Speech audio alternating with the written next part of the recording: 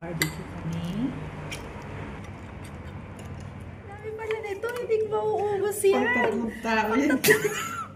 Gusto ko kasi ng pansit, pero ganito pala siya karami. Order din kami ng Shanghai.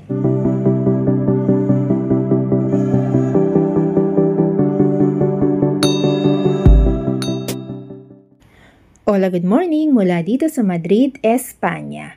Today ay free day ko at free day din ng aking mag-ama. Ngayong araw, nagpaset ako ng appointment sa isang insurance agent dito sa Madrid, Spain. Importante yung aming lakad ngayon at dahil free day din ng aking anak, kaya isinama na namin siya.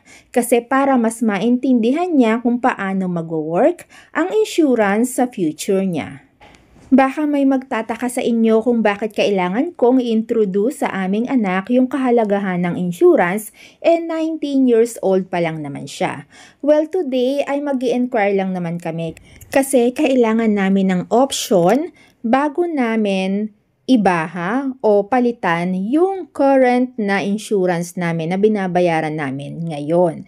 Yes, hindi kami bago sa pagkuha ng insurance. So, since day off naman ng aming anak, isinama na nga namin siya para maintindihan din niya habang ipinapaliwanag sa amin yung insurance, maintindihan din niya kung bakit kami kumukuha ng insurance. Pagkatapos ng aking appointment sa insurance agent, nagpunta kami dito sa may Lodz Bar y Tapas para dito na mag-dinner. Ang Lodz Bar y Tapas ay isa ring Filipino restaurant dito sa Madrid, Spain. Excited siya pagsama. Kaya lang pala ng yan. Ay, ang dami pala ng pansit. Oo, ang dami pala nito. Hindi ko mauubos yan. Pagtatlong tao yan. Gusto ko kasi ng pansit, pero ganito pala siya karami. Ang dami. Umorder din kami ng Shanghai. May barbecue kami.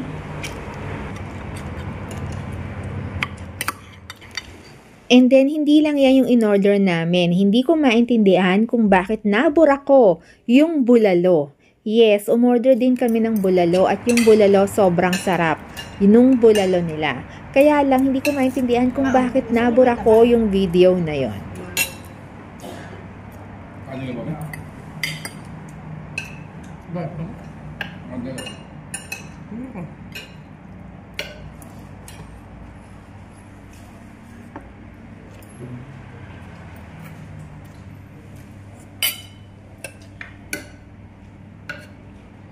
Ako, hindi na. Kawa. Ayoko na. Dami na nito.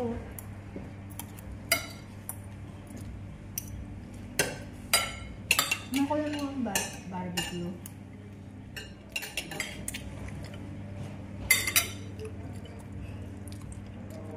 Ang lambot. Ang lambot ng barbecue. Kasi canvas.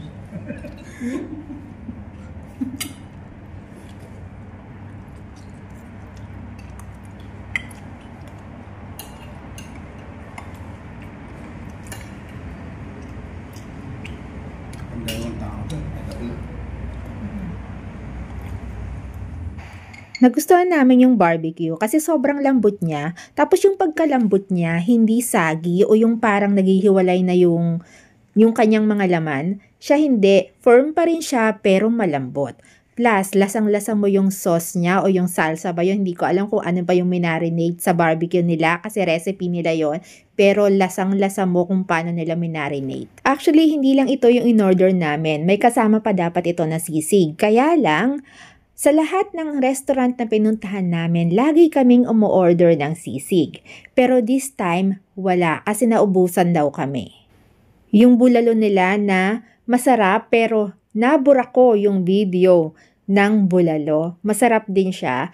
Perfect sa malamig na panahon. Tapos yung pansit nila, overload siya at masarap din naman. Kaya lang medyo nagka-problema ako dun sa paghalo kaya hindi ko na na-videohan. Yung kasi normally 'di ba, pipigaan mo 'yon ng kalamansi o kaya ng lemon tapos saka mo imimix, 'di ba? Ang nangyari kasi nagkalat dun sa paligid ng kanyang lalagyan kasi overload siya, tapos yung lalagyan niya na round, hindi siya perfect dun sa pansit kasi wala lang space para mag-mix.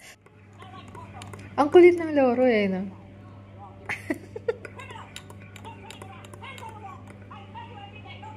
Ay, naririnig niya siguro yan sa magulang.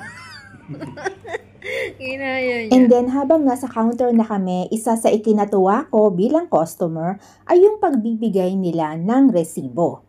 Bilang customer kasi napaka-importante nun kapag ang isang business na ganito ay may resibong ibinibigay sa customer. Kasi ang ibig sabihin nun, isa silang legit business owners at alam nila ang responsibility nila bilang business owner.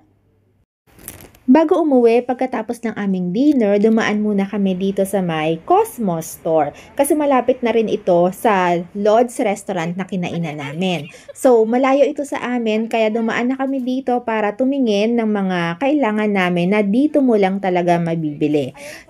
Ang pinunta ko dito ay hindi naman karamihan yung nasa isip ko na bibilhin ko. Pero yung anak ko ay nakapuno na pala ng basket. Ikaw ang gubayad yan lahat Sinasabi. Dami mo kinuha. Ikaw, dilaw pinunta ko dito. Ikaw.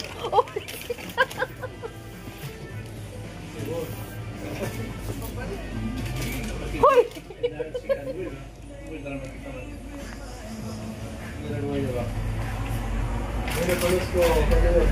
Ready kita yung sabon,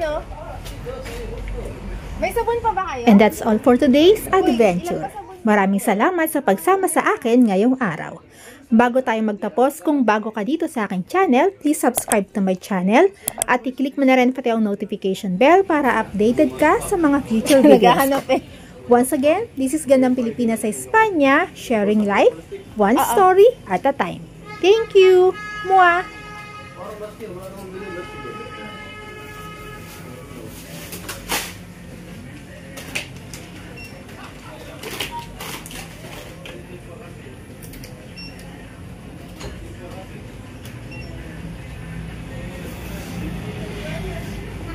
Tama ba?